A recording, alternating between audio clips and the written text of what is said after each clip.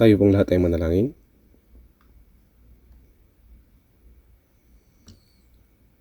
Banal at mahabagin naming Amang Diyos na sa amin ay nagmamahal, nagpapasalamat po kami sa iyong biyaya. Sa mga huling araw na ito, nauna mo kaming tinawag at niligtas sa gitna ng maraming mga tao sa sanlibutan, na inihiwalay mo kami upang maging mga banal. Nagpapasalamat po kami sa iyo dahil sa palaging pagtulong at paggabay mo sa amin upang makapamuhay kami sa natitira naming buhay sa pagsunod sa iyong kalooban at kaluwalhatian para sa Ebanghelyo ng Panginoon. Panginoon, nagpapasalamat po kami sa iyo. Kami na mga tinubos sa pamamagitan ng iyong mahalagang dugo ay nagtitipon sa iyong harapan sa oras na ito upang magpuri sa iyong dakilang biyaya at pag-ibig, mag-aral ng iyong salita at magkaroon ng fellowship sa loob ng iyong banal na kapulungan na kasama ang Panginoon. Naniniwala po kami na narito ka sa gitna namin maging sa oras na ito. Pakiusap, tingnan mo po ang bawat isa sa amin, hawakan mo po kami sa pamamagitan ng iyong mahabaging mga kamay at pamahalaan at panubayan mo po kami upang ang mga puso at buhay, aming puso at buhay tunay na may pamuhay lamang sa iyong kalooban at para sa kaluwalhatian mo, O Diyos. Naniniwala po kami, Panginoon, na matapat mong pinagmamasdan ang lahat ng aming mga churches sa buong mundo at ang bawat brothers at sisters na nag-iingat ng kanilang pananampalataya at nagpapahayag ng Ebanghelyo maging sa kalagitnaan ng paghihirap. Pakiusap, samahan mo po sila sa pamamagitan ng iyong biyaya, salita at kapangyarihan ng Espiritu Santo upang matapang silang makapagpatotoo sa Ebanghelyo ng Panginoon at maakay ang maraming nawawalang mga kaluluwa kay Kristo para sa kaligtasan upang ganap nilang may sakatuparan ng iyong dakilang gawa. Panginoon, ikaw na nagbibigay sa amin ng kinakailangang mga salita ayon sa panahon at nagtuturo sa amin ng daan na dapat naming lakaran, maging sa oras na ito, ipaunawa mo po sa amin at ipaalam ang mga salita na nais mong ihayag sa amin at ang banal na kalooban mo, O Diyos. At pakiusap, pamunuan at gabayan mo po kaming lahat upang magawa po namin ang kalooban ng Diyos, hindi lamang sa salita, kundi maging sa amin din mga puso at buhay, at makapagbigay ng kaluwalhatian sa Diyos. Dinadalangin namin sa pangalan ng Panginoong Jesucristo. Amen. Buksan po natin ang ating mga Biblia. Efeso chapter 5.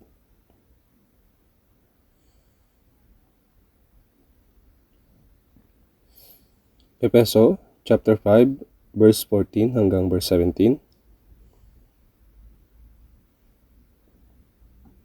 Babasahin ko po ito.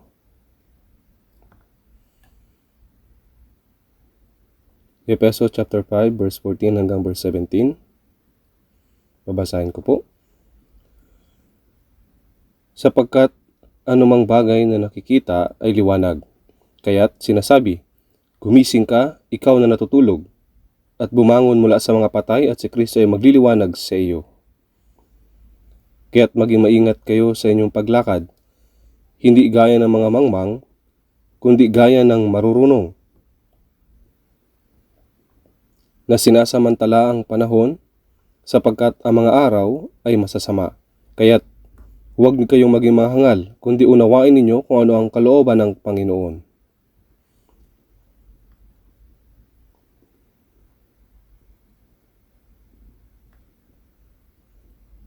Ang panahong ito kung saan tayo ay nabubuhay ay tiyak na ang huling panahon na tinakda ng Diyos.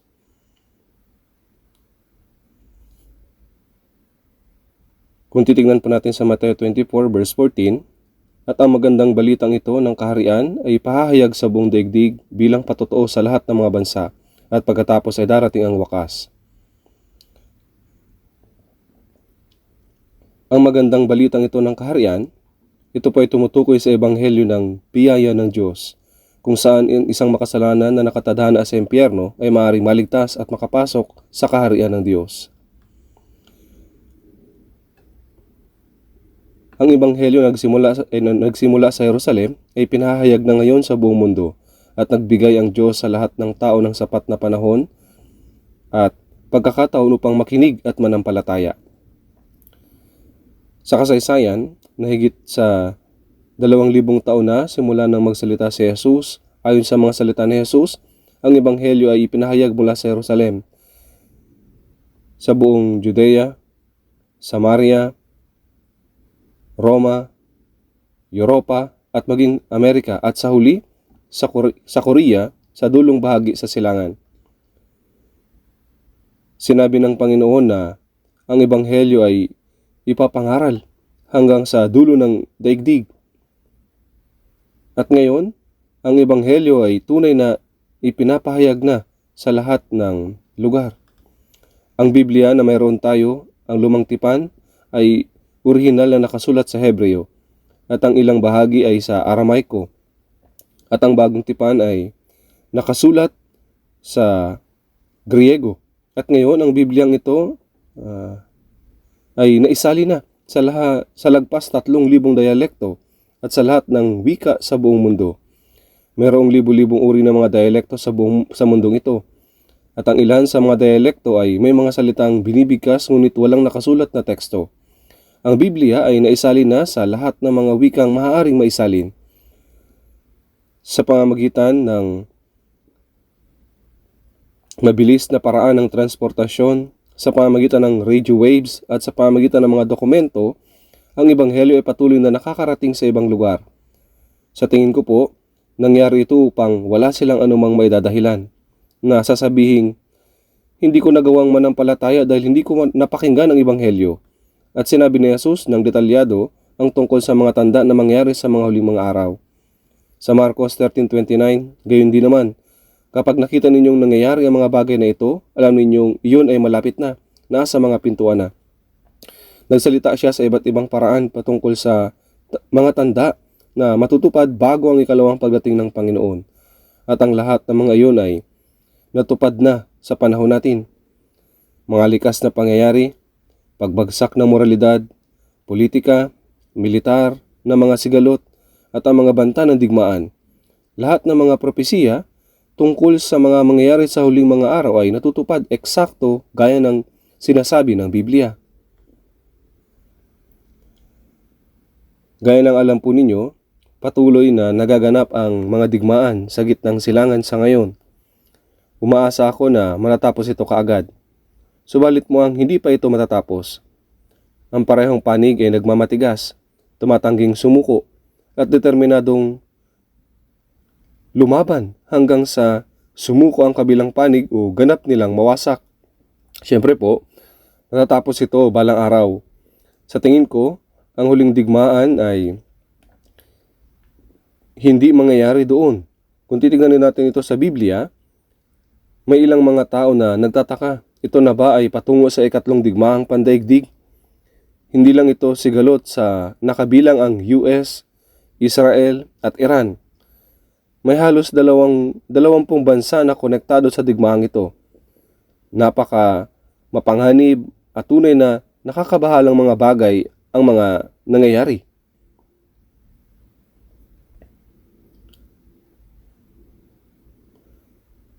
Subalit gaya ng alam po natin, ang huling digmaan ay mangyayari sa Israel. Ang lokasyon ng Israel ay sa gitna ng mundo. At doon, sa Iran, Iraq, ang lugar na iyon ay ang mga lugar kung nasaan dati ang halaman ng Eden. Ito ang lugar kung saan nagsimula ang kasaysayan ng tao at kung saan dumating si Jesus at ibinigay ang Ebanghelyo, ang biyaya ng Diyos. At ang lugar kung saan magtatapos ang kasaysayan ng tao ay doon din. Kaya nga, ang mga salitang naitala halos 2,600 taon na ang nakakalipas sa Ezekiel 38 na ang huling digmaan ay magaganap sa Israel ay eksakto pong natutupad sa panahon natin ngayon. At sa Zacarias chapter 12, na isulat na kapag lahat ng mga bansa ay nagtipon upang labanan ang Israel, wawasakin ng Diyos ang lahat ng mga bansang aatake sa Israel. At iyon eksakto ang digmaang nuklear na kinakatakutan ng lahat ng mga tao. Kung titingnan natin sa Zacarias chapter 14 verse 12, mayroong mga salita na sinasabi, ito ang magiging salot na ibibigay ng Panginoon sa lahat ng mga bayan na nakipagdigma laban sa Jerusalem. Ang kanilang laman ay mabubulok habang sila ay nakatayo pa sa kanilang mga paa. At ang kanilang mga mata ay mabubulok sa kinalalagyan ng mga ito. At ang kanilang mga dila ay mabubulok sa kanilang mga bibig. Ngunit kapag nabulok ang tao, wala pang kaso na nabulok habang nakatayo pa. Nabubulok ang tao habang nakahiga sa libingan. Subalit, ang sinabi na ang mga mata at ang dila ay mabubulok habang nakatayo pa, ibig sabihin na kapag ang digmaang nuklear ay mangyari at ang mga armas nuklear ay sumabog, mabubulok sila sa mismong sandaling iyon at hindi na sila matutumba. Ang mga mata at ang mga dila ng mga basang bahagi ang unang matutunaw at ang laman ay mabubulok gaya niyon. Pero ang mga salitang naitala ng halos 2,600 taon na nakalipas ay matutupad sa panahon natin. At ang huling digmaan ay maaaring sumiklab anumang sandali. Ang huling digmaan. Gayunpaman, hindi ko iniisip na ang kasalukuyang digmaang ito sa gitnang silangan ang huling digmaan. Bakit po? Dahil ang huling digmaan ay inilarawan sa Ezekiel 38 sa verse 1, kung saan binabanggit nito ang pinakadulong bahagi ng hilaga, yung Rosh. Pumupunta ako dati sa Moscow isang beses sa isang taon sa loob ng ilan ding mga taon para makipagpulong at tinutukoy ang Russia bilang Rosh. Minsan tinatawag nila itong Roske, ibig sabihin Russia. Sa Biblia, nakasulat ito bilang Rosh. Ang Meshech ay tumutukoy sa Moscow. At ang Russia, ang pinakadulong bahagi ng hilaga, ang pinuno ng komunismo, ang pinuno ng ateismo. Kapag lumaban ito sa Israel, ilang mga bansa ang nakalista bilang mga kakampi nito. At lahat sila ay nariyan pa sa ngayon, eksaktong ayon sa nakasulat. Halimbawa po ang Iran na dating bansang kakampi ng Amerika. Ngunit pagkatapos ng dinastiyang Pahlavi at ng revolusyon ng Iran, naging laban na sila sa Amerika. Bagaman ang mga tao ay namamatay sa digmaan doon, sumisigaw sila ng Allahu Akbar. Nakakatakot po iyon. Tayo mga Kristiyano ay handang mamatay upang maipahayag ang ebanghelyo ng Diyos. Subalit ang mga Muslim ay namamatay para kay Allah. Nakakatakot po ito.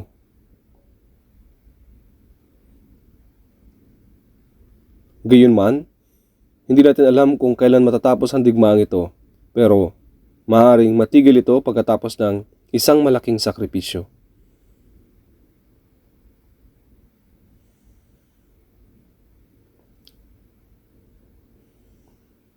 Opo. Sa sandaling magkaroon ng malaking sakripisyo, ito po ay matitigil ang digmaang ito. Pagkatapos nito, ang Russia ay darating laban sa Israel. Ang China ay sasali rin sa kanila. Ang Amerika ay sasali rin sa huling digmaan. Isang malaking huling digmaan ang sisiklab, subalit naniniwala ako na ang Panginoon ay muling darating sa papawirin bago ito mangyari. Ang mga salita ng Diyos ay hindi kailanman nabigo. Tiyak ito na nabubuhay tayo sa huling mga araw. Maaring sabihin ng mga tao, lagi namang may digmaan. Tiyak na hindi magkakaroon ng huling digmaan. Ngunit ito ang mga paunang sulyap, ang pasimula sa huling digmaan. Kaya sinasabi sa 1 Pedro chapter 4 verse 7, ngunit ang wakas ng lahat ng mga bagay ay malapit na, kaya kayo'y magpakatino at magpigil sa sarili alang-alang sa inyong mga panalangin. Ang wakas ng lahat ng mga bagay, ibig sabihin ang wakas ng mundong ito kung saan tayo nakatira. Ang wakas ay malapit na. Sa panahon po natin, ito ay tunay na malapit na. Kaya kayo'y magpakatino at magpigil sa sarili alang-alang sa inyong mga panalangin. Ito ang panahon kung kailan ang mga Kristiyano ay dapat na tunay na maging gising. Dapat tayong mabuhay na may totoong pananampalataya bilang mga tunay na mga mananampalatayang naipanganak na muli. Naniniwala ako na wala na tayong maraming panahong natitira upang ipangaral ang ebanghelyo dahil bigla po itong matatapos. Wala na po tayong sapat na panahon. Sinasabi sa unang Tesalonica chapter 4 verse 16, Sapagat ang Panginoon mismo ang bababa mula sa langit na may sigaw, may tinig ng arkanghel at may trumpeta ng Diyos. At ang mga namatay kay Kristo ay babangon muna. Ito pang tinatawag na pagdating ng Panginoon sa papawirin. At ang mga namatay kay Kristo ay babangon muna. Ang mga kaluluwa ng mga naligtas na namatay ay kasama na ng Diyos. Subalit kapag ang Panginoon ay magbalik, silang mga namatay sa biyaya ay muling mabubuhay sa katawan. At tayo mga nabuhay ay biglang mababago upang salubungin ang Panginoon sa papawirin. Naniniwala ako na ang salitang ito ay matutupad sa panahon natin. Habang tayo ay buhay pa, gaano pa ba ang itatagal ng mundong ito? Tiyak na lahat ay nagmamadali patungo sa katapusan. Gayunman, dapat nating malaman na ang mga pangyayaring ito ay bahagi ng plano ng Diyos para sa huling mga araw. At dapat nating suriin ang ating mga sarili. Nabubuhay ba talaga ako bilang isang Kristiyanong ipinanganak na muli na may tunay na pananampalataya? Kailan darating ang Panginoon? Magagawa ko bang salubungin siya na walang anumang dapat ikahiya? Bawat isa sa atin ay dapat na subukin ang ating pananampalataya at siguruhin na tayo ay may tunay na pananampalataya ng isang mananampalatayang naipanganak na muli.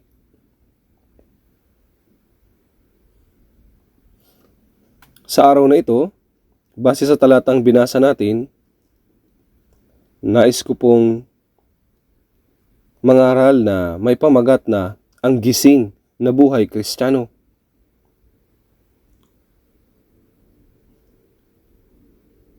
Sinasabi sa Efesos sa chapter 5 verse 14,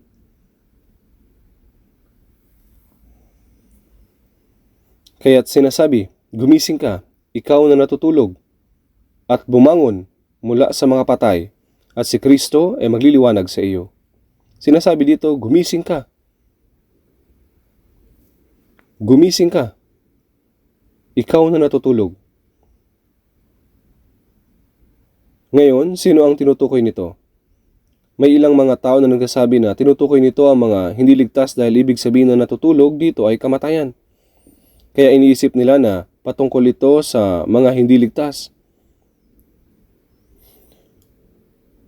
Ngunit kapag iniugnay ninyo ang mga talatang ito sa konteksto nito, hindi ito nagsasalita sa mga hindi ligtas. Ang mga hindi ligtas ay espiritual na mga patay.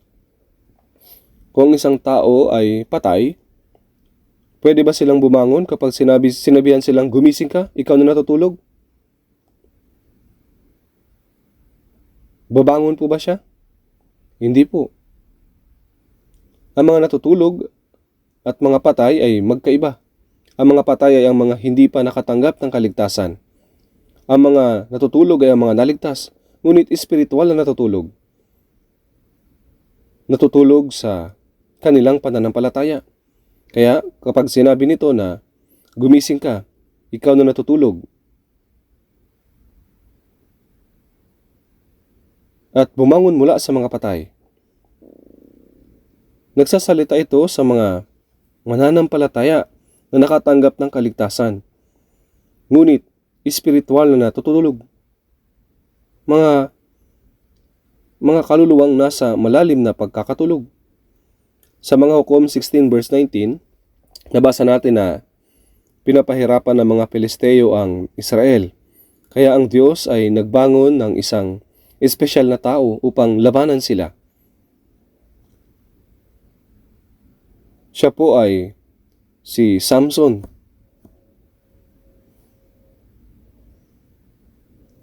Siya ay isang tao na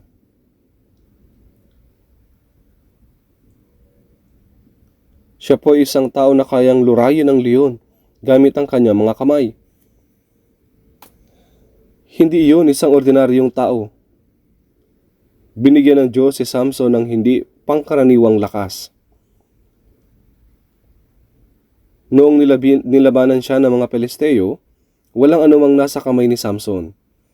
Sinubukan nilang siya'y patayin. Subalit nakakita siya ng panga ng asno sa malapit. At gamit iyon, agad niyang napatay ang 1,000 lalaki. At walang sino mang makalaban sa kanya.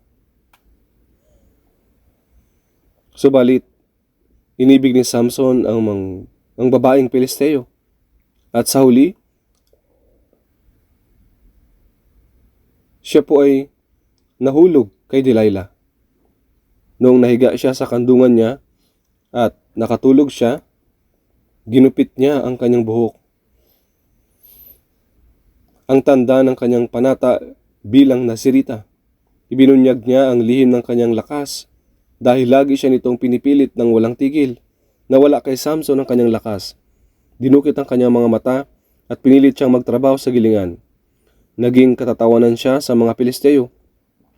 Bagaman sa kanyang kamatayan ay mas marami siyang napatay kaysa noong siya'y nabubuhay pa. Gayunpaman, ito ay dahil sa natulog siya doon po sa kandungan ni Delilah. Kaya nawala ang kanyang lakas at ang kanyang paningin. At siya ay naging laruan nila.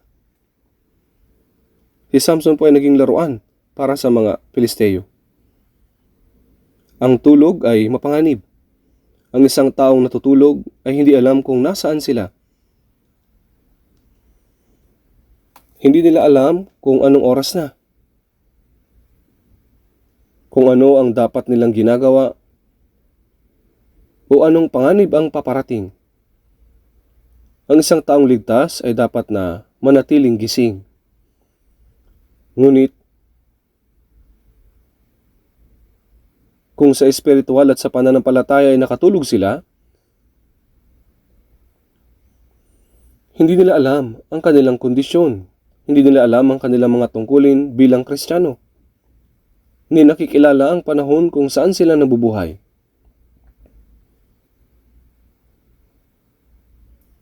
Sinasabi po sa Roma, sa chapter 13 verse 11, bukod dito, alam ninyo ang panahon na ngayoy oras na upang magising kayo sa pagkakatulog. Dapat nating alamin ang panahon, subalit sa halip, marami ang nasa malalim na pagkakatulog. Sinasabi nito at bumangon mula sa mga patay. Ang isang natutulog ay hindi alam kung nasaan siya. Maaring nakahiga siya kasama ang mga patay. Sa panahon ng digmaan, kapag ang mga sundalo ay lumalaban araw at gabi habang nasa hukay, minsan ay nadadala sila ng sobrang pagod at nakakatulog sila. Pagising nila, maaring matagpuan nila ang kanilang mga sarili na nakahiga sa gitna ng mga patay.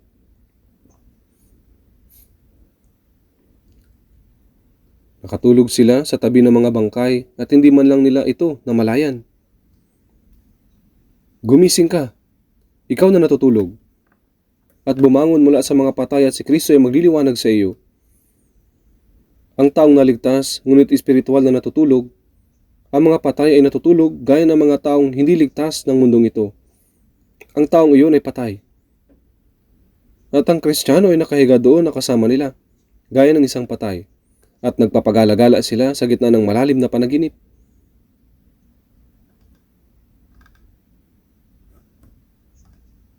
Opo, sila ay nagpapagala-gala sa gitna ng malalim na panaginip. Nanaginip din ako ng minsan, at minsan naalala ko ng kaunti ang panaginip, subalit minsan hindi ko maalala ang anumang bagay. Alam ko na naginip ako. Ngunit maaaring iyon ay walang kabuluhan. Si Jose sa kabilang banda ay mapanaginipin. Binigyan siya ng Diyos ng mga panaginip. Binigyan si Jose ng Diyos ng mga panaginip. At nangyari ang mga ito eksakto sa ayon sa kanya na panaginipan. Dahil naging pinuno siya sa Ehipto. Ngayon, ito ang isa sa taong ligtas ngunit espiritual na natutulog. Gumising ka, ikaw na natutulog, at bumangon mula sa mga patay, at si Kristo ay magliliwanag sa iyo. Gaya ito ng isang taong sobra na sa pagtulog. Kahit na ang sikat ng araw sa umaga ay pumapasok na sa bintana at nagliliwanag na ng direkta sa kanilang mga mukha.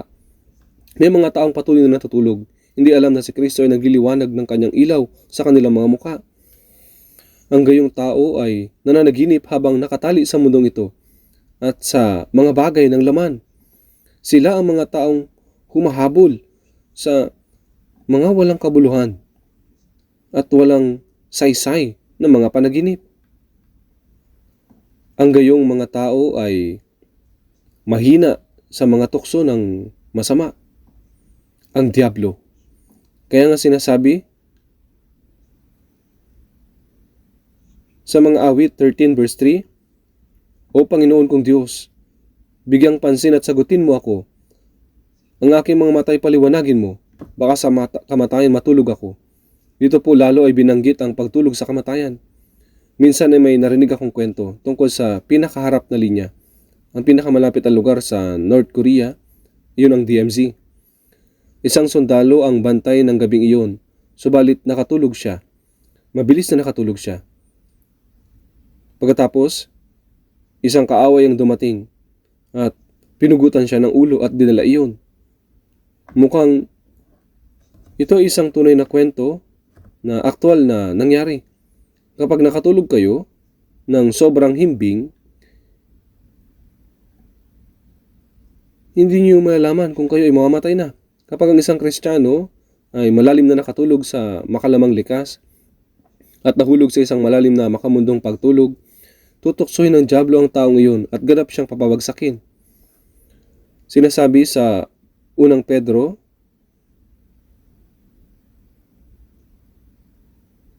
sa chapter 5 verse 8, magpakatino kayo, magbantay kayo.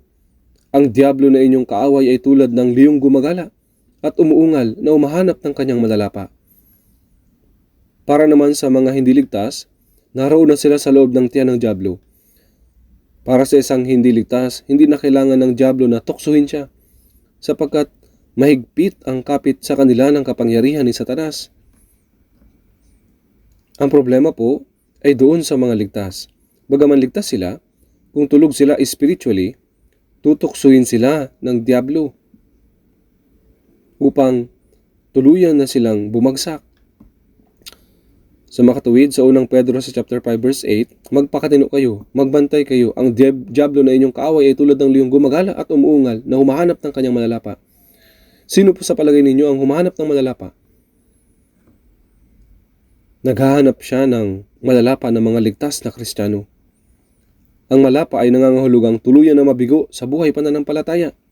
Bagaman ligtas ka, maaaring tuluyang mahulog sa pananampalataya mo sa ilalim ng kapangyarihan ni Satanas. Sinasabi sa Isaiah 60 verse 1, Ikaw ay bumangon. Magliwanag ka. Sapagkat ang iyong liwanag ay dumating. Nang sinabing, ikaw ay bumangon. Hindi ito maririnig ng patay. Gayunpaman, ang isang buhay, bagaman malalim ang tulog nila, babangon silang bigla kapag inalog sila at sinabing bumangon ka. Hindi po ba? Sapagkat ang mga hindi ligtas ay patay ang espiritu at hindi sila nagigising anuman ang sabihin sa kanila. Hindi nila marinig ang salita ng Diyos. Gayunpaman, para sa isang taong may buhay na sa kanila at ligtas, kapag narinig nila ang salitang, ikaw ay bumangon, kaya nilang gumising, sapagkat sila ay ligtas na.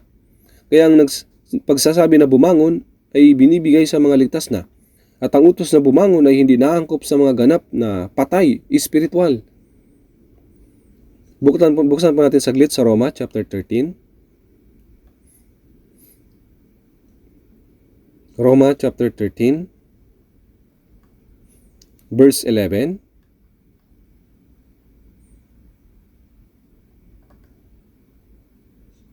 Verse 11.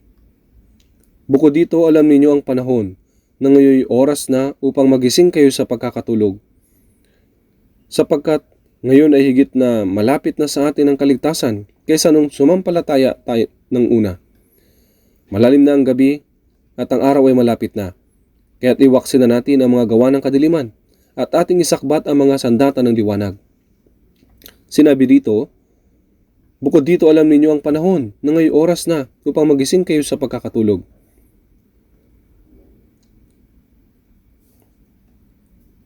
Dapat maunawaan ng isang taong ligtas kung anong uri ng panahon na tayo nabubuhay ngayon. Sinabi ni Jesus sa mga Hudyo sa Lucas 12:56, kayong mga mapagkunwari, marunong kayong magbigay ng kahulugan sa anyo ng lupa at ng langit. Subalit bakit hindi kayo marunong magbigay ng kahulugan sa kasalukuyang panahon? Sa Lucas 12:55, at kapag nakita ninyong humihim ang hanging habagat ay sinasabi ninyo na magkakaroon ng matinding init. Sa verse 54, kapag may nakita kayong ulap na tumataas sa kanluran, ay may darating na malakas na ulan. At gayon na nga ang nangyayari. Hindi ba tayong lahat ay nalalaman ng mga bagay ng panahon ng mas maaga pa? Marunong kayong magbigay ng kahulugan sa anyo ng lupa at ng langit. Subalit bakit hindi kayo marunong magbigay ng kahulugan sa kasalukuyang panahon? Sa pagtingin sa mga pangyayari na nabubunyag sa panahong ito, dapat nating maunawaan kung sa anong panahon na tayo nabubuhay at kung anong panahon tayo nabibilang ngayon na tinutukoy ng Diyos. Gayon pa man ay sinasabi niya, marunong kayong magbigay ng kahulugan sa anyo ng lupa at ng langit, subalit bakit hindi kayo marunong magbigay ng kahulugan sa kasalukuyang panahon? Alam ninyo ang panahon na ngayong oras na upang magising kayo sa pagkakatulog. Habang pinag-aaralan natin ang Biblia, hindi ba natin maaaring maunawaan kung sa anong panahon na tayo nabubuhay at nabibilang ngayon? At kung gaano na kalapit ang araw ng pagbabalik ng Panginoon? Sapagkat ngayon ay higit na malapit na sa atin ang kaligtasan kaysa nung tayo sumampalataya ng una. Ang kaligtasan na ito ay tumutukoy sa kaligtasan ng ating katawan. Dahil naligtas na ang ating mga espiritu, hindi po ba nababago ang ating mga puso at binabago sa araw-araw sa pamamagitan ng biyaya ng Diyos at ng Kanyang salita at sa pamamagitan ng Espiritu Santo? Ito ang tinatawag nating kaligtasan ng pagkatao at ang kaligtasan ng buhay na unti-unting nabubuhay na karapat-dapat bilang isang ligtas. Sinabi sa Pilipos chapter 2 verse 12, isagawa ninyo ang inyong sariling kaligtasan na may takot at panginginig. Ibig sabihin nito, ang naligtas na espiritu at dapat na mabuhay na karapat-dapat sa kaligtasan iyon. Bukod pa rito, tungkol sa oras ng pagdating ng Panginoon, sinabi sa Roma 8:23 na tayo ay may masidhing paghihintay ng pagkukupkup ang pagtubos ng ating katawan. Sinabi na kapag dumating ang Panginoon, silang mga namatay sa kanilang katawan ay babangon muna. At silang mga buhay pa ay babaguhin sa isang saglit, babaguhin sa isang katawang gaya ng sa Kanya. Pilipos 3:21 na siyang magbabago ng ating hamak na katawan upang maging katulad ng katawan ng Kanyang kaluwalhatian. At ang kaligtasang tinutukoy dito ay kaligtasan ng katawan. Higit na malapit na sa atin ang kaligtasan kaysa nung tayo sumampalataya ng una. Malalim na ang gabi at ang araw ay malapit na. Sinabi nila na pinakamadilim na oras ay bago ang magbukang liwayway, hindi po ba? Bago ang pagbabalik ng Panginoon, bago siya bumangon, gaya ng araw ng silangan, ang mundong ito ay magiging mas madilim sa mas maraming paraan. Madilim sa maraming paraan. Maraming mga sakuna ang ibabagsak sa atin at ang kasamaan ng tao ay abot na sa sukdulan. Roma 13:12, malalim na ang gabi at ang araw ay malapit na.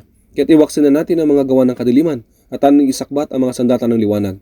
Ngayon po, sa ating mga Kristiyano, upang maalis ang pamumuhay na pagmamay-ari ng kadiliman at upang isakbat ang mga sandata ng liwanag, ay nangangahulugang mamuhay ng buhay sa liwanag at upang mamuhay ng buhay na karapat-dapat sa pagiging Kristiyano.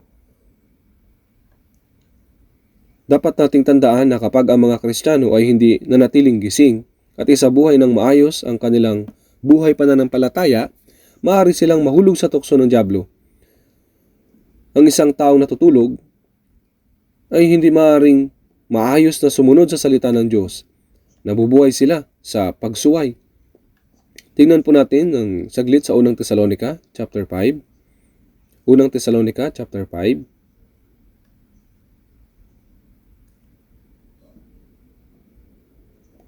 Babasahin ko po mula verse 5 hanggang verse 8.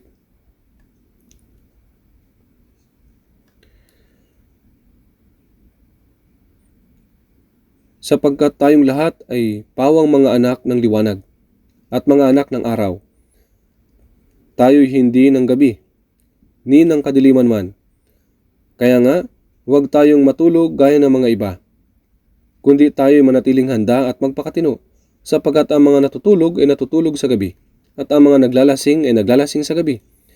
Ngunit palibhasa ay mga anak tayo ng araw, magpakatino tayo, at isuot natin ang baluti ng pananampalataya, at ng pag-ibig, at ang maging helmet ay ang pag-asa ng kaligtasan. Dito rin po sinasabi, kaya nga huwag tayong matulog gaya ng mga iba, kundi tayo manatiling handa at magpakatino.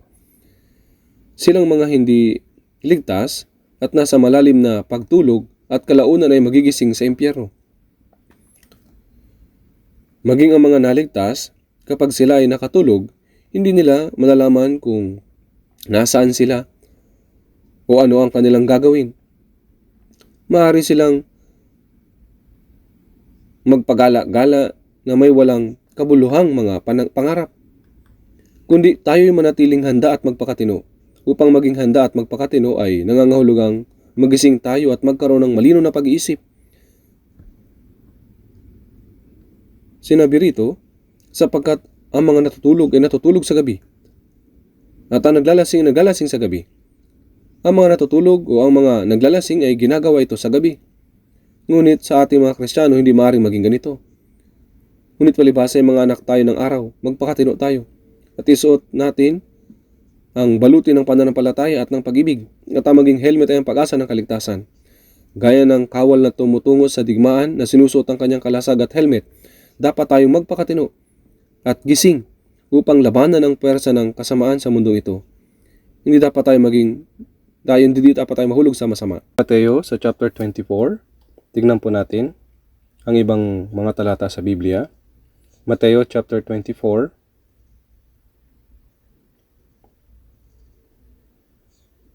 verse 42 hanggang sa verse 43. Mateo chapter 24, verse 42 hanggang 43. Basahin po natin ito ng sabay-sabay. Magbantay kayo, sapagkat hindi ninyo nalalaman kung anong araw darating ang inyong Panginoon. Ngunit unawain ninyo ito na kung nalalaman ng puno ng sambahayan kung anong bahagi ng gabi darating ang magdanakaw, magpupuyat sana siya at hindi niya hayaang pasukin ang kanyang bahay. Magbantay kayo. Maraming mga salita sa Biblia na nagsasabi sa atin na manatiling gising sa ating buhay pananampalataya. Magbantay kayo, sapagkat hindi ninyo nalalaman kung anong araw darating ang inyong Panginoon. Ang pusong handang sumalubong sa pagdating ng Panginoon, kailanman siya dumating, ay isang pusong tunay na gising. Kung nabubuhay ka ayon sa sarili mong kaginhawaan at sinusunod ang laman, kahit na anumang oras ay darating na ang Panginoon. Iyon ay isang malalim na pagtulog. Kung nalalaman ng puno ng sambahayan kung anong bahagi ng gabi darating ang magdanakaw, magpupuyat sana siya at hindi niya hahayaang pasukin ang kanyang bahay. Kaya maging handa rin naman kayo, sapagkat ang anak ng tao ay darating sa oras na hindi ninyo nalalaman, inaasahan. Saan kayo makakakita ng magdanakaw na sinasabing, nanakawan ko ang bahay mo sa ganitong araw at ganitong oras? Upang nakawan ang bahay, sa hindi inaasahang oras, ang mga bahay po ng mga Hudyo ay hindi gawa sa makakapal na mga tisa. Nakita ko po ito nang bumisita ako sa India. Sama-sama silang nagtatayo ng kawayan ng maluwag at naglalagay ng putik sa labas, o minsan ay hindi man lamang naglalagay ng putik. Madaling makakapasok ang mga magnanakaw roon. Ngunit unawain ninyo ito na kung nalalaman ng puno ng sambahayan kung anong bahagi ng gabi darating ang magnanakaw, magpupuyat sana siya at hindi niya hahayaang pasukin ang kanyang bahay. Kung hindi tayo mananatiling gising, hindi natin nalalaman kung kailan tayo mahuhulog sa tukso ng diablo. Tingnan po natin Lucas chapter 12. Lucas chapter 12, verse 35. Babasahin ko po mula chapter 12, verse 35 hanggang 37.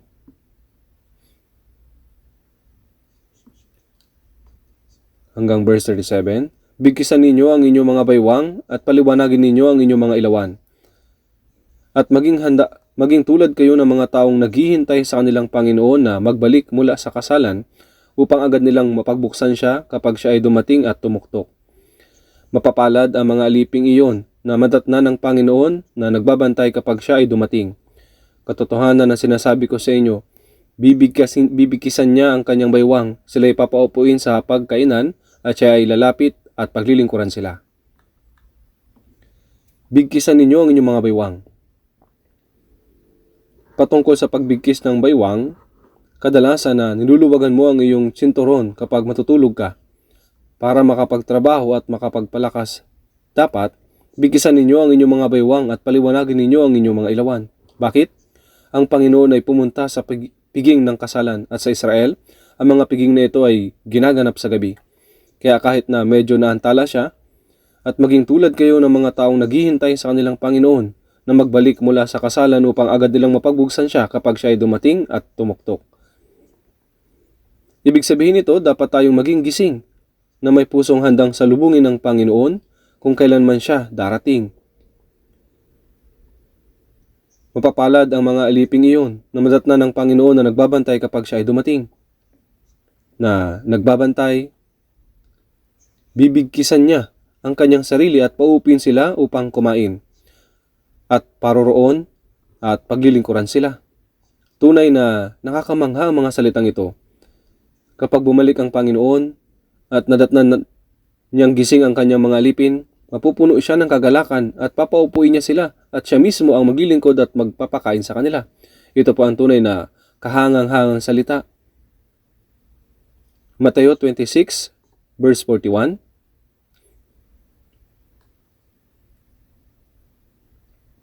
Mateo 26 verse 41. Basahin po natin ng sabay-sabay. Mateo 26 verse 41. Basahin po natin ng sabay-sabay. Kayo'y maging handa at manalangin upang hindi kayo madaig ng tukso. Ang espiritu ay tunay na nagnanais, subalit ang laman ay mahina.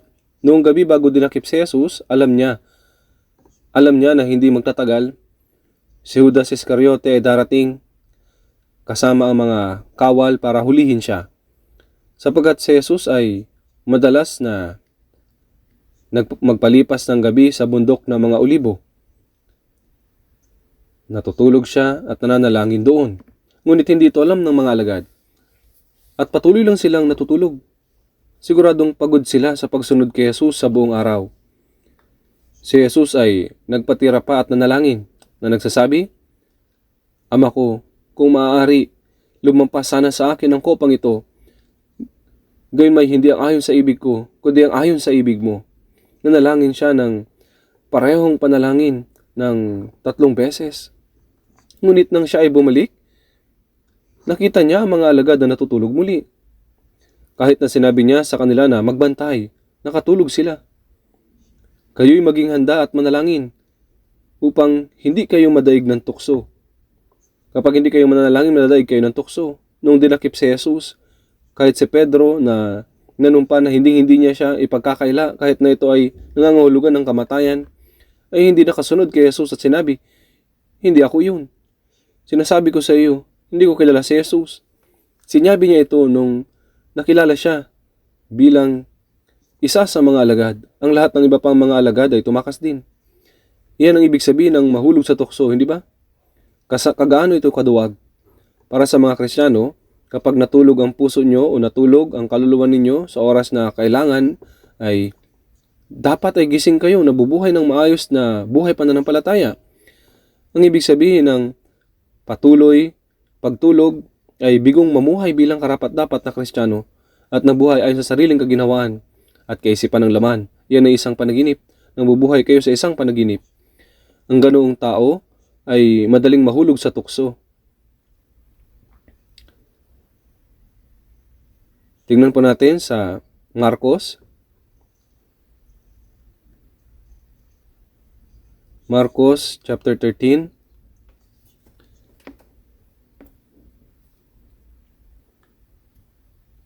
Marcos chapter 13 verse 36 hanggang 37. Basahin din po natin ng sabay. Baka sa bigla niyang pagdating ay matagpuan niya kayong natutulog. At ang sinasabi ko sa inyo ay sinasabi ko sa lahat, maging handa kayo. Sinabi ni Jesus sa kanyang mga alagad, baka. Ang Panginoon, sa bigla niyang pagdating ay matagpuan niya kayo natutulog. Tunay na ang Panginoon ay biglang darating sa oras na hindi natin nalalaman. Kapag dumating siya, ang mga espiritual na natutulog ay dadanas ng kahihiyan. Ang mga tao natutulog ay hindi man lang nila namamalayan na sila ay hubad at napapahiya. Ni hindi nila alam kung ano ang dapat nilang gawin. Inilalantad lang nila ang kanilang kahihiyan. Baka sa bigla niyang pagdating ay matagpuan niya kayong natutulog. At ang sinasabi ko sa inyo, ang mga salita na sinabi ni Jesus sa kanyang mga alagad, ay ang mga salitang sinasabi niya sa lahat. Ito ang mga salitang sinasabi niya sa atin sa sandaling ito mismo. Tayo po ay nasa panahon kung saan dapat talaga tayong maging gising. Kahit na sinasabi ng mga tao na ligtas na rin sila at nagdadasal sila, umaawit ng mga himno at sama-samang namumuhay ng buhay na may pananampalataya, mayroong mga natutulog. Ang taong bigong mabuhay bilang isang karapat-dapat na Kristiyano at nadadaig sa kaisipan ng laman, nabubuhay para sa kanilang sariling kaginhawaan, ano po yun? Iyon ang taong natutulog. Kaya sinasabi sa Efesos chapter 5 verse 15, kaya't maging maingat kayo sa inyong paglakad. Sinasabi nito sa atin na maging maingat kung paano tayo kumilos. Ang mga Kristiyano ay hindi dapat mamuhay para sa kanilang sariling kaginhawaan o kanilang sariling kaisipan, kundi dapat bigyang pansin kung paano sila kumilos. Ano ang layunin ng ating pag-aaral ng Biblia? Ito pa ay dahil gusto nating maraming matutunan para maturuan ng iba. Dapat ba tayong matuto ng marami dahil lang nakakatuwa itong gawin? Nag-aaral tayo ng Biblia upang masunod ito. Ang makinig at malaman lang ngunit hindi sinusunod, yan ay isang malaking kasalanan. So may talata rin na nagsasabi, Lucas 12:47, at ang aliping iyon na nakakaalam ng kalooban ng kanyang Panginoon, ngunit hindi naganda at hindi ginawa ang ayon sa kalooban nito ay papaluin ng marami. Para sa mga malinaw na nakakaalam ng Biblia, ngunit hindi sinusunod, may disiplina po ng Diyos. Hindi ba't ang layunin ng ating pag-aaral ng Biblia ay upang malaman ang kalooban ng Diyos at sundin ito? Kaya nga sinasabi, kaya't maging maingat kayo sa inyong paglakad. Ang mga Kristiyano ay hindi dapat nabubuhay ayon sa kung ano ang gusto natin o kung ano ang komportable para sa atin. Hindi dapat tayong mabuhay ng may karunungan, kundi dapat tayong mabuhay ng may karunungan at maingat ayon sa kalooban ng Diyos. Hindi tayo dapat mabuhay ayon sa sariling kaisipan o kaginawaan o basta sinusunod lang kung ano yung ginagawa ng iba. Ang mga Kristiyano ay mga taong inihiwalay sa sanlibutan. Ang mga taong walang pag-asa, walang layunin ng buhay, at walang pinapahalagahan. Kaya nga sa awit 49:20, taong nasa karangalan subalit hindi nakakaunawa ay gaya ng mga hayop na namamatay. Ano ang kaibahan sa pagitan ng mga hayop at ng mga tao? Kung hindi sila totoong ligtas, tayo ay inihiwalay sa kanila. Tayo po ay inihiwalay sa kanila. Sila ay mga patay, ngunit tayo ay mga buhay. Magkakaroon ng paghukom ng mga buhay at ng mga patay. Ang patay ay sumusunod sa landas ng mga patay, ngunit ang mga buhay ay pinamumunuan ng Panginoon. Kaya ang sinasabi, kaya't maging maingat kayo sa inyong paglakad. Tingnan din po natin sa Kawikaan chapter 3. Kawikaan chapter 3. Basahin din po natin ng sabay-sabay at dahan-dahan. Kawikaan chapter 3, verse 5 hanggang verse 6. Sa Panginoon ay buong puso kang magtiwala at huwag kang manalig sa sarili mong pangunawa. Sa lahat ng iyong mga lakad siya iyong kilalanin at itutuwid niya ang iyong mga landasin. Sa Panginoon ay buong puso kang magtiwala at huwag kang manalig sa sarili mong pangunawa. Ang magtiwala sa Panginoon ng buong puso ay nangangahulugan ng pagtitiwala sa Kanyang salita at mamuhay ng may pagsunod. Yan po ang ibig sabihin ng pagtitiwala sa Kanya. Sa Panginoon ay buong puso kang magtiwala at huwag kang manalig sa sarili mong pangunawa. Ibig sabihin, hindi tayo dapat umasa sa sarili nating pamamaraan o sa sarili nating karunungan o sa sariling mga panukala. Sa lahat ng iyong mga lakad siya iyong kilalanin at itutuwid niya ang iyong mga landasin. Ano pong ibig sabihin ng kilalanin siya sa lahat ng iyong mga lakad? Ibig sabihin, isama mo ang Diyos sa lahat ng mga bagay, sa lahat ng ginagawa mo, lalo na kung may mahalagang bagay na nangyayari. Huwag gumawa ng isang madaling desisyon batay sa inyong sariling kaginhawahan, kundi sumangguni sa Panginoon. Paano? Tanungin mo ang sarili mo. Kung ang Panginoon ay nandito, ano ang gagawin niya sa sitwasyong ito? Kung sasangguni ka sa Panginoon, mahanap mo ang sagot. Sa lahat ng iyong mga lakad, siya iyong kilalanin. Ibig sabihin, isama mo ang Diyos. Isama mo ang Diyos sa lahat ng bagay. Huwag kang kumilos ayon sa sarili mong kalooban. Kapag ang isang bata ay may kaginakaharap na mahalagang bagay, natural lamang na hindi siya magdesisyon ayon sa kanyang sariling kaisipan, kundi magtatanong siya sa kanyang tatay o nanay. Ano po ang tingin mo o ang pinakamagandang gawin sa sitwasyong ito? Gayun din naman, dapat tayong sumangguni sa Panginoon. Paano kung gumawa ka ng isang mahalagang desisyon sa iyong sarili at ito pala ay mali? Sa lahat ng iyong mga lakad siya iyong kilalanin. Ibig sabihin dapat kang sumangguni sa Diyos. Magtanong ka, kung ang Diyos ay nandito, ano ang gagawin niya? Habang nananalangin ka, itutuwid niya ang iyong mga landasin. At gagabayan ka ng Panginoon at ipapakita niya sa iyo ang daan. Kawikaan, chapter 3, verse 7, huwag kang magpakapantas sa iyong sariling mga mata.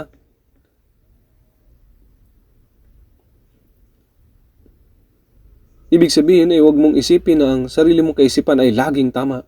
Huwag kang magpakapantas sa iyong sariling mga mata. Matakot ka sa Panginoon at sa kasamaan ay lumayo ka. Kung magtitiwala ka sa Diyos at patuloy na sasangguni sa Kanya, hindi ka madadaig ng tukso ng dyablo.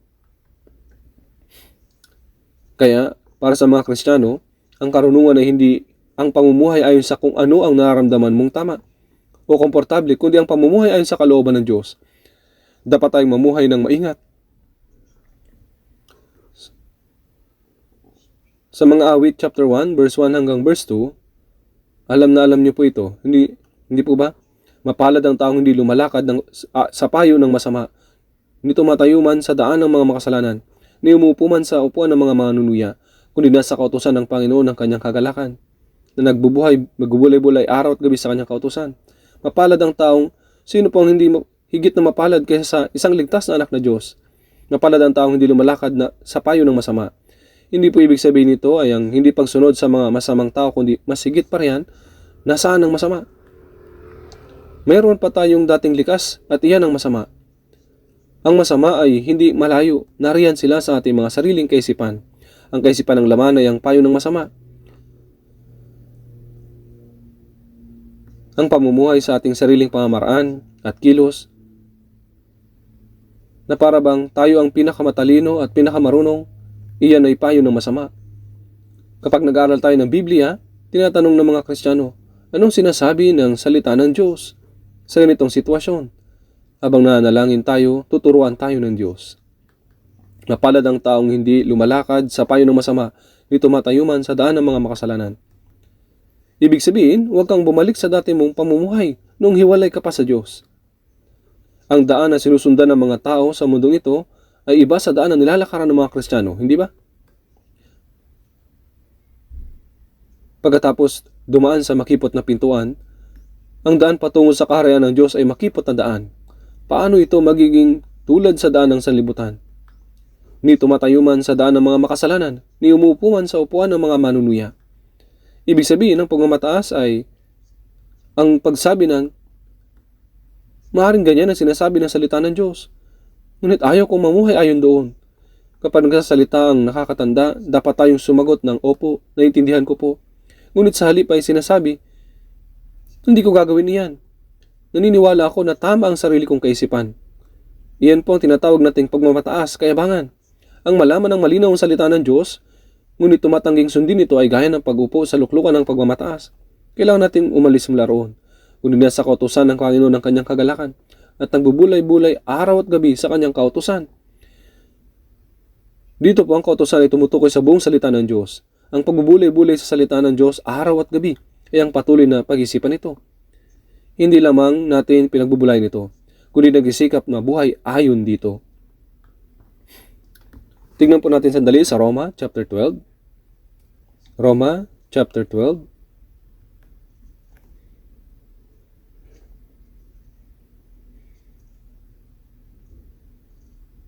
Roma chapter 12 verse 2. Basahin din po natin ng sabay. Huwag ninyong tularan ng sanlibutan ito, kundi magbago kayo sa pamamagitan ng pagbabago ng inyong pag-iisip, upang mapatunayan ninyo kung alin ang mabuti, kasiyasiya at lubos na kalooban ng Diyos. Ang ninyo ay tumutukoy sa mga naligtas. Ito ay mensahe para sa mga Kristiyano. Huwag ninyong tularan ng sanlibutan ito. Ang sanlibutan ito ay masama, bulok at immoral. Huwag tularan. Ibig sabihin ay huwag sundin at huwag maging tulad nito.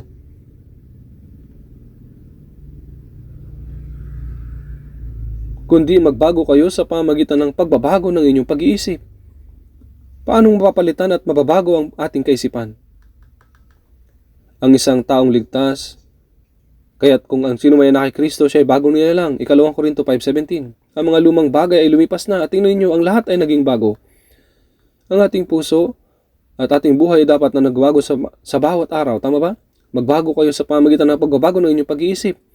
Sa pagbabasa, paikinig at pagkasaulo ng Biblia at habang tayo nananalangin, ang ating puso ay dahan-dahang nababago at nagiging angkop bilang Kristiyano. Kailangan tayong mabago sa pamamagitan ng pagbabago ng pag-iisip, unti-unti sa bawat araw. Paunti-unti sa bawat araw. Sa Mateo 5:48,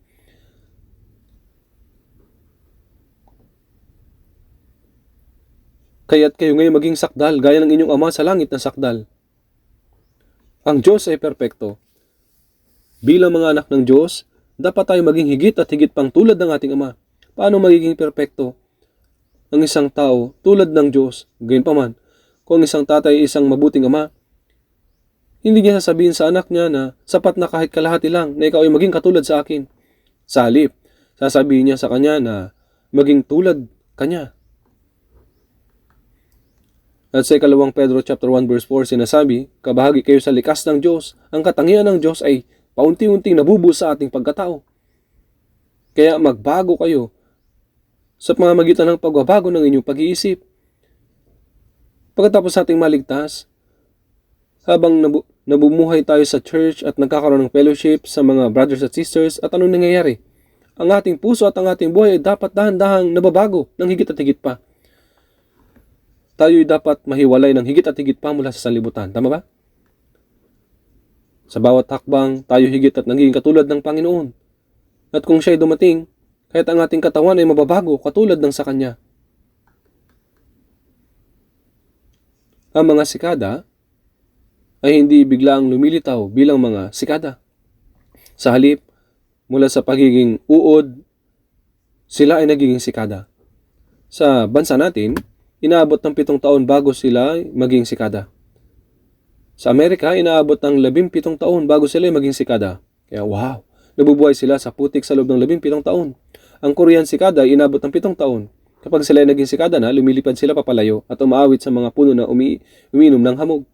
Unti-unti ang uod ay lumalaki at nagiging mga sikada. Paunti-unti, lumalaki sila at nagiging sikada. Ang larba ng tutubi sa isang maliit na sapa ay umaakyat sa tangkay ng dahon at lumilipad papalayo bilang isang tutubi. Ang larba sa isang lusak ay nagiging isang tutubi. Alam niyo po ba?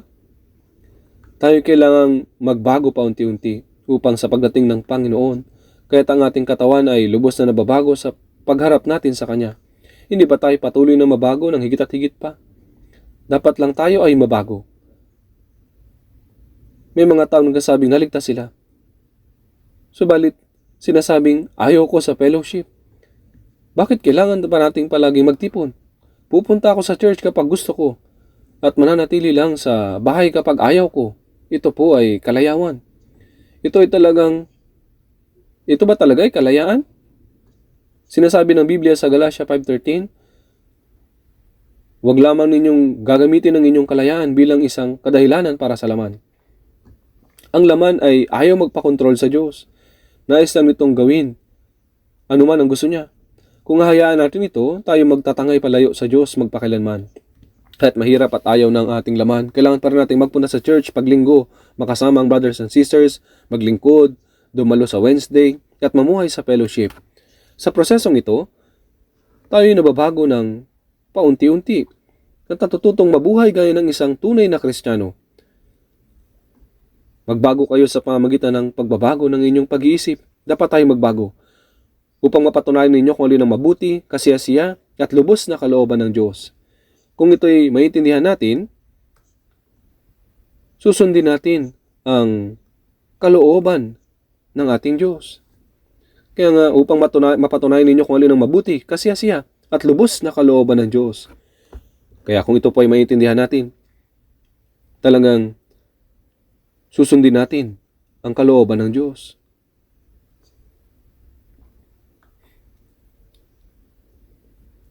Kaya nga, maging maingat kayo sa inyong paglakad, hindi gaya ng mga mangmang, kundi gaya ng marurunong na sinasamantalang panahon. Hindi gaya ng mga mangmang. Ang karunungan ay unawain ang kalooban ng Diyos at gawin ang nais niya. Tama po ba? Ang karunungan ay hindi maging mas matalino sa ibang tao sa sanlibutan. Sa halip, sinasabi ng Biblia na ang karunungan ay malaman ang kalooban ng Diyos at mabuhay ayon po dito. Sa Kawikaan, sa chapter 9, verse 10, ang takot sa Panginoon ang pasimula ng karunungan. Ang takot sa Panginoon ay nangangahulugan na pagsunod sa kanyang salita. Yun po ang pasimula ng karunungan. Balikan po natin sa Efeso, sa chapter 5.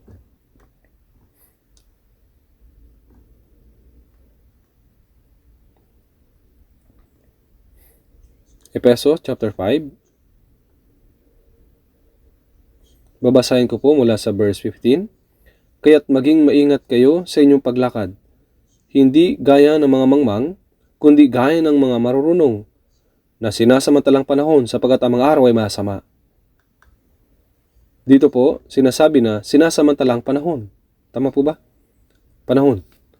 Ang oras ay mabilis na lumilipas sa atin. Ito ang kahulugan ng panahon. My days are gliding swiftly by, and I am pilgrim stranger. As a pilgrim, I live through the days of this difficult world. Sa ibang salin, ang sinasamantalang panahon ay kunin ang pagkakataon o sunggaban ang pagkakataon. Ang oras na mabilis na lumilipas ay isang pagkakataon, hindi po ba? Habang ang orasan ay nagsasabing habang ang oras po ay nagsasabing TikTok, TikTok, ang ating buhay naman ay mabilis na umiiksi. Narinig ko ang tungkol sa isang tao na nag-iisip na ang kanyang buhay ay lumiliit at ang kanyang mga araw ay umiiksi habang tumutunog ang orasan. Dahil ang tunog ng orasan sa gabi ay parang nagsasabi, dali, dali, kaya bumangon siya at pinatigil ang orasan. Ang pendulum ay umuugoy ng pabalik-balik na nagsasabi, dali, dali. Ang oras ba ay hihinto dahil sa pinatigil mo ang orasan? Habang lumilipas ang oras, ito ay lumilipas ng mabilis. Ang ating buhay ay nagiging maiksi. Opo, ang oras ay hindi hihinto dahil pinatigil mo ang orasan. Kundi habang lumilipas ang oras, ito pa ay lumilipas ng mabilis. Ganito po kaiksi ang ating buhay. Kapag pinag-iisipan ko po ito, naranasan ko rin na maging kabataan. May mga panahon na ako ay buhay na buhay. Subalit ngayon, kahit nasubukan ko, ang aking katawan ay tila ayaw makinig sa akin. Hindi ko dapat pilitin ng mga bagay-bagay. Kailangan ko maging maingat sa lahat ng bagay. At hindi ko na kaya maging aktibo kagaya ng isang kabataan. Habang lumilipas ang panahon, ang mga oras ay nabubuhay tayo sa mundong ito na paiksi ng paiksi na. Tama po ba? Kaya, ang talata na sa Efeso 5:16 na sinasamatalang panahon sapagkat ang mga araw ay masama. Ibig sabihin na sa masamang tao ang namumuno sa mundong ito. Ibig sabihin na hindi tayo dapat na magpahila sa kanila.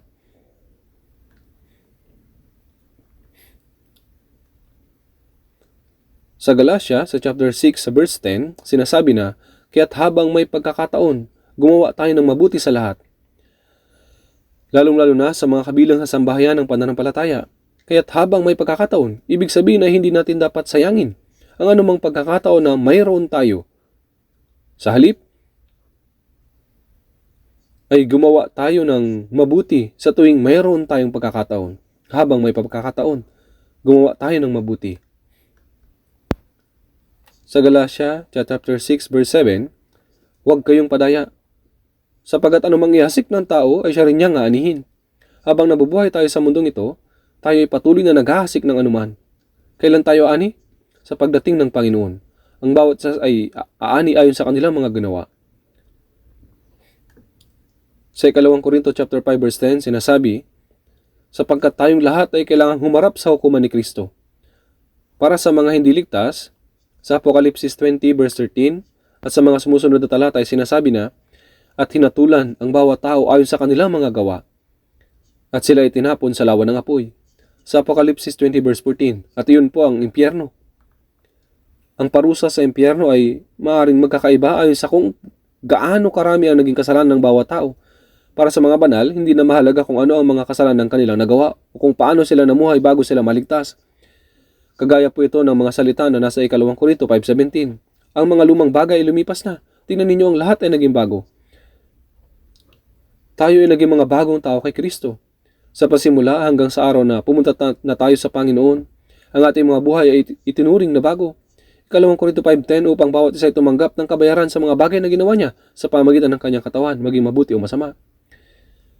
Ang mamuhay ayon sa kalooban ng Diyos ay mabuti. At ang hindi ito gawin ay masama. Ang mamuhay ng ayon sa Espiritu Santo ay mabuti. At ang mamuhay ng ayon sa laman ay masama. Ang lahat ng bagay ay mahahayag kung ano man ito kapag tayo humarap sa Panginoon. Napakarami pa mga salita sa Biblia ng ganito. Magagawa ng mong ibang isipin ng ligtas na sapat na ako'y pupunta na sa langit. Basta hindi na ako mapupunta sa impyerno. Ayos na yun. Kaya't na ako'y disiplinahin sa paghuhukom. Hindi na mahalaga kung wala akong gantimpala. Kung tatayo tayo ngayon sa harapan ng Diyos, maraming bagay tayong tiyak na panghihinayangan. Sasabihin natin na kung alam ko lang, ganito ang gagawin ko. Sana ako'y namuhay ng tama ayon sa kalooban ng Diyos. Ako'y naging hangal na hinayaan ko ang aking puso na matangay na mga walang kabuluhang bagay sa sanlibutan at mamuhay para sa aking laman na sa halip para sa kalooban ng Diyos. Wala na pong magiging pagkakataon pa. Subalit, mayroon tayong pagkakataon ngayon. Sa Santiago 4:14, sinasabi na, ano ba ang inyong buhay? Kayo ay isang singaw na sa sandaling panahon ay lumilitaw at pagkatapos ay naggalaho. Ang isang singaw ay kagaya ng isang ilusyon. Hindi mo ito mabibihag kahit nasubukan mo. Kaya mga kapatid, ang buhay natin sa mundo ay kagaya ng isang singaw na mamamalagi pansamantala at pagkatapos ay maggalaho. Tayo po ay mga tao na makakagawa ng mga bagay na hindi walang kabuluhan. Kahit na tayo ay nabubuhay sa mundong walang laman. Kailangan nating gamitin ang ating kapaligiran at mahalagang pagkakataon na ibinigay ng Diyos sa atin na mamuhay ayon sa kanyang kalooban at kaluwalhatian. Ano po ang oras na ibinigay sa atin? Ang oras ay time. Nag-iisip po kayo. Bakit tinatanong ng isang bagay na alam na ng lahat? Subukan nyo pa rin pong sagutin. Ang oras ay hindi pulit kayo sumagot. Hindi po kayo nag-iisip. Bakit siya nagsalita ng Ingles? Kung gayon, ano po ang oras? Ang oras ay salapi. Ang oras ay salapi. Tama po. Kaya hindi ninyo dapat sayangin ang oras ng ibang tao. Kagaya po ito ng pagnanakaw sa kanila ng salapi. Ang taong ginagamit ng maayos ang kanilang oras ay higit na magiging matagumpay sa mundong ito. Gayunpaman, ang oras ay salapi at ang oras ay ginto. Hindi po ito mali. Ngunit ang mas mahalaga po rito ay ang oras ay buhay. Ang oras ay buhay. Kapag lumilipas ang oras, ang ating buhay ay umiiksi. Hindi po ba? Napakabilis. Kaya ang oras na ibinigay sa atin ay mabilis na umiiksi. At ang ating buhay ay paiksi ng napakabilis.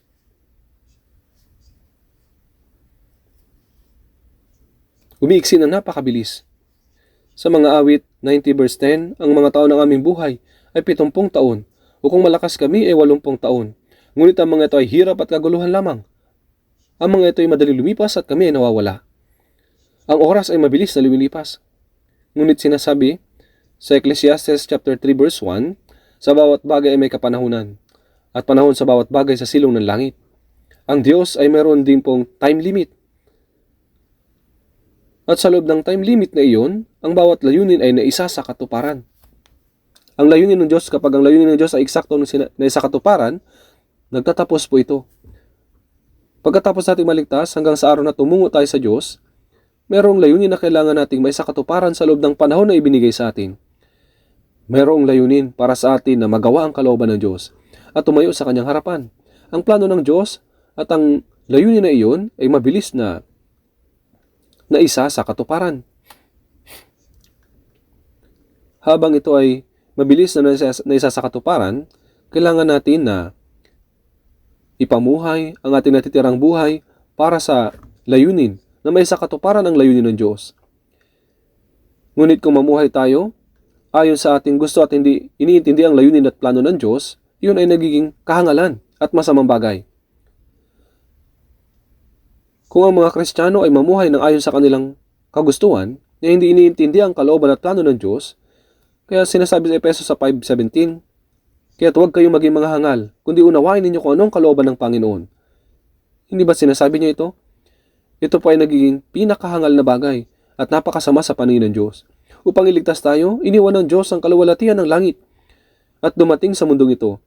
Nagdusa ng lahat ng mga kahirapan na pinagdusahan ng mga tao. At kahit na siya ay walang kasalanan, siya ay ipinako sa krus at tiniis ang lahat ng kahihiyan at kirot upang iligtas tayo. Ngunit ayaw pa ba natin na mamuhay para sa Panginoon? Kahit na ang Panginoon ay namatay doon sa krus upang kayo'y iligtas, ayaw ko mamuhay para sa Panginoon. Sinasabi po ba natin na ito at namumuhay lamang na ayon sa gusto natin? Kung gayon, ito po ay hindi pagpapasalamat. Ito po ay masama sa paningin ng Panginoon. My one wish, Lord, is this alone, to serve Thee all my days, then rise to stand before Thy throne, and sing Thy deathless praise. Like arrow flight, the moments pass, redeem at Christ control. Ang oras ay ibinigay sa atin, at mabilis na lumilipas. Ang plano at kalooban ng Diyos ay unti-unting naisa sa katuparan, at tayo ay naligtas sa pamagitan ng gawang iyon. Tayo ay naligtas upang may sa katuparan ng kalooban at layunin ng Diyos. Kung gayon, ang ating buhay ay hindi dapat na maging walang kabuluhan. Sinasabi sa Efeso 5:17, kaya't huwag kayong maging mga hangal, kundi unawain ninyo kung ano ang kalooban ng Panginoon. Ang isang hangal ay hindi nalalaman ng kalooban ng Panginoon at nabubuhay lamang ayon sa kanyang pagnanais. Ito po ay kahangalan, hindi po ba? Sinasabi po, kaya't huwag kayong maging mga hangal, kundi unawain ninyo kung ano ang kalooban ng Panginoon. Unang Pedro, tingnan po natin. Unang Pedro, chapter 4.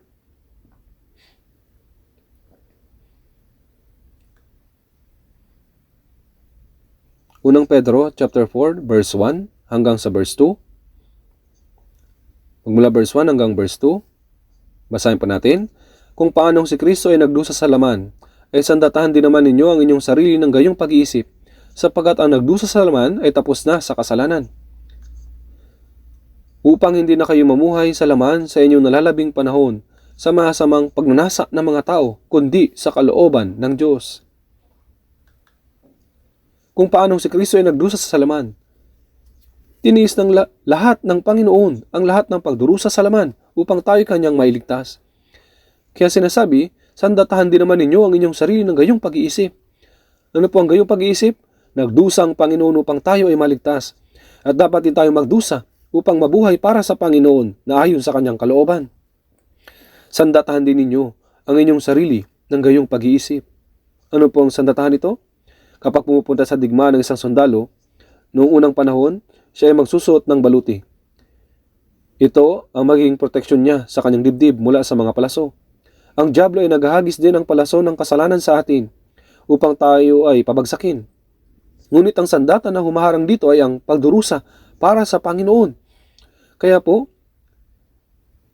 sinasabi, sandatahan din naman ninyo ang inyong sarili ng gayong pag-iisip, sapagkat ang nagdusa sa laman ay tapos na sa kasalanan. Buhay ng taong may pagdurusa para sa Panginoon ay walang oras para gumawa ng kasalanan. Ang bisikleta ay patuloy na umuusad kapag patuloy kang papadyak. Kung hindi ka papadyak gaya ng kinakailangan, ikaw ay mahuhulog. Gayun din po, mayroon lamang tayong dalawang pagpipilian. Kung tayo ba ay usad ayon sa kalooban ng Diyos o tayo ay mahuhulog. Isang buhay na may pagdurusa para sa Panginoon.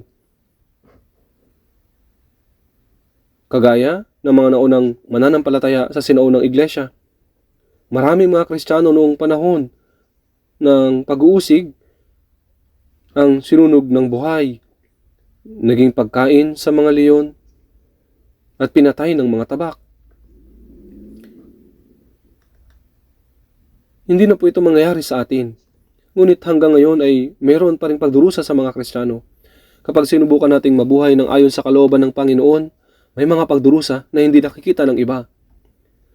Sandatahan din naman ninyo ang inyong sarili ng gayong pag-iisip. Ano po ito?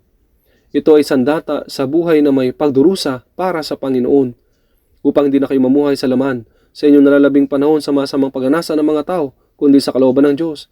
Ang isang buhay na nagdurusa para sa Panginoon ay nangangahulugan na hindi na tayo nabubuhay paayon sa pagnanasa ng tao, hindi sa pagnanasa ng laman, kundi para sa kalooban ng Diyos. Nabubuhay tayo sa natitira nating oras sa ating laman. Gano'n na lamang ba ang panahon na natitira sa ating laman? Wala na po tayong oras pang natitira. Kung bibilangin ninyo ang mga araw pagkatapos nating maligtas, hanggang sa tumayo tayo sa harapan ng Panginoon, ang natitirang oras natin sa laman ay dapat nating ipamuhay hindi ayon sa kalooban ng tao, kundi sa kalooban ng Diyos. Sa natitirang oras sa ating buhay, maaari tayong kunin ng Diyos at tumayo sa harap niya at tumanggap ng papuri. O kung hindi tayo mag-ingat, maaari tayong tumanggap ng pagsaway. At sasabihin niya, ikaw na masama at tamad na alipin. Maaari tayong pumasok sa walang hanggang kaluwalhatian o tumanggap ng kahihiyan. Ang buhay na ikinabubuhay natin sa mundong ito, sa natitirang panahon natin, ay panahon para makapaghanda sa walang hanggang kaluwalhatian, kung saan pwede tayong tumanggap ng papuri at gantimpala sa harap ng Panginoon. Ayaw po ba natin ito? Ang natitirang oras natin ay talagang mahalaga. Hindi tayo dapat magkaroon ng hangal na pag-iisip gaya ng kung tayo man ay mabubuhay ayon sa kalooban ng Panginoon o hindi. Basta mahalaga, makapunta tayo sa langit. Upang hindi tayo magkaroon ng kahihiyan sa harapan ng Panginoon na nagligtas sa atin, at upang makibahagi sa walang hanggang kaluwalhatian ng Diyos, ay dapat na huwag tayong magsayang ng mahalagang panahon na ibinigay sa atin. Mabuhay lang ba tayo ng walang ingat ayon sa gusto natin? Ang Christian life ba ng isang born again Christian ay ang pagpunta lang sa church tuwing linggo, pagdalo tuwing Miyerkules, bumabati sa iba, magpalipas ng masayang oras at tumaawit ng mga gandang himno, nanalangin at nagbibigay ng kaunting offering? Hindi po. Ang Christian life ay pamumuhay sa loob ng Diyos. Kaya nga sinasabi, ibigin mo ang Panginoon mong Diyos ng buong puso mo, ng buong kaluluwa mo at ng buong pag-iisip mo at ng buong lakas mo. Gayon lang ba kadali ang Christian life? Kung gagawin natin ito sa pamamagitan ng sarili nating kakayahan, ito po ay mahirap. Ngunit sa pamagitan ng salita ng Diyos at sa tulong ng Espiritu Santo, magagawa po natin ito. Hindi ito ganun kahirap. Kaya naman, ang natitirang buhay natin ay panahon na ibinigay sa atin bilang mahalagang pagkakataon upang masuklian ang biyaya ng Diyos, upang makibahagi sa kanyang kalulatian sa pamagitan ng pamumuhay para sa Panginoon. Ito po ay panahon ng paghahanda para sa pagpasok sa walang hanggang kaluwalhatian. Kung malilimutan ng Kristiyano ang layunin na ibinigay sa kanya ng Diyos at mabubuhay para sa mga walang kabuluhang bagay ng sanlibutan ito ay talagang nakakalungkot at nakakatakot na bagay. Hindi po ito normal. Bagaman maiksi ang natitira nating buhay, upang tayo ay makatayo ng walang anumang dapat ikahiya sa harap ng Diyos, dapat nating ipamuhay ang ating natitirang oras ayon po sa kalooban ng Diyos. Dapat po nating ipamuhay ang natitira nating oras ayon sa kalooban ng Diyos. Tingnan po natin saglit sa Isaias chapter 26. Isaias chapter 26 verse 3. Isaias 26 verse 3. Basahin po natin.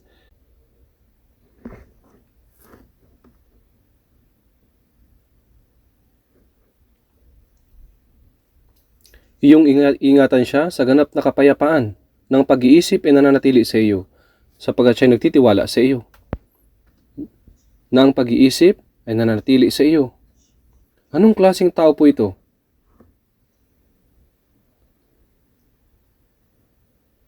Siya ay isang taong nakatuon ng diretso ang mga mata sa Panginoon at hindi inaalis ang paningin sa Panginoon.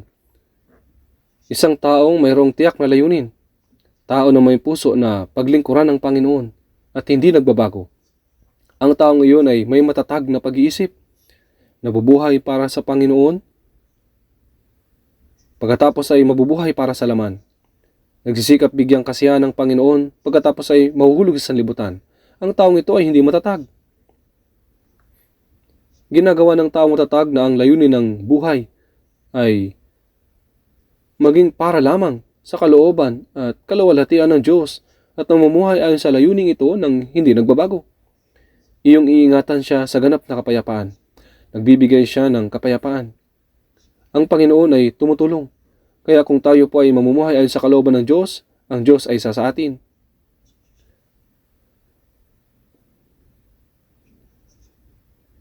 Sa 2 Korinto, sa chapter 4, verse 18, sapagkat hindi kami tumitingin sa mga bagay na nakikita, kundi sa mga bagay na hindi nakikita, sapagkat ang mga bagay na nakikita ay may katapusan, subalit ang mga bagay na hindi nakikita ay walang hanggan. Ang mga bagay na hinahanap natin ay mga bagay na hindi nakikita. Marami nakikitang bagay dito sa mundo. Tama po ba? Ang lahat ng bagay na ito ay biglang mawawala. Ang lahat ng mga bagay sa mundong ito ay biglang mawawala. Sapagkat hindi kami tumitingin sa mga bagay na nakikita, kundi sa mga bagay na hindi nakikita. Sapagkat ang mga bagay na nakikita ay may katapusan, subalit ang mga bagay na hindi nakikita ay walang hanggan.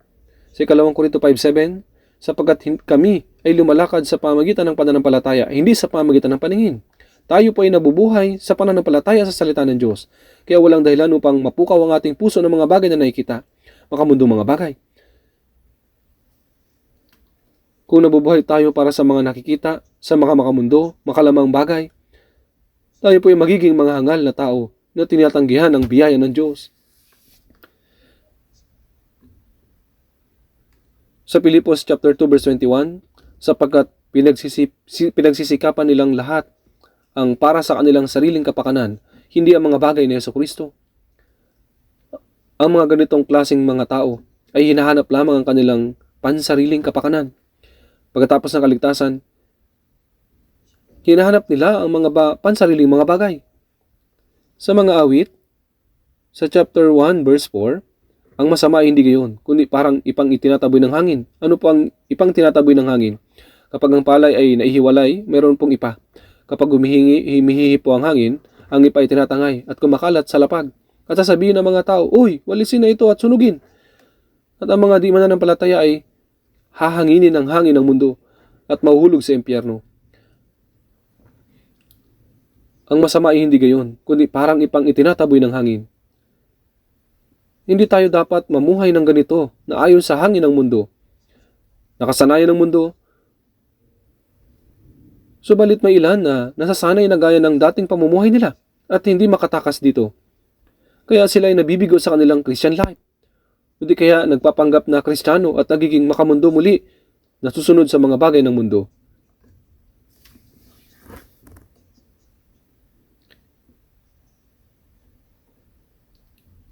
Hindi po dapat na maging ganito.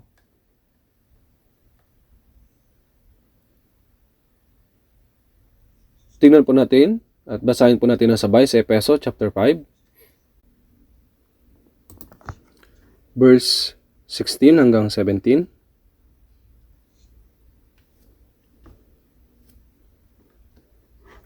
Basahin po natin ang sabay.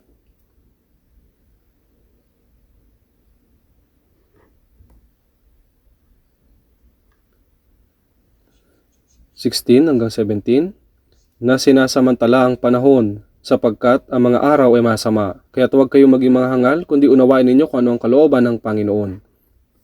Unawain kung ano ang kalooban ng Panginoon.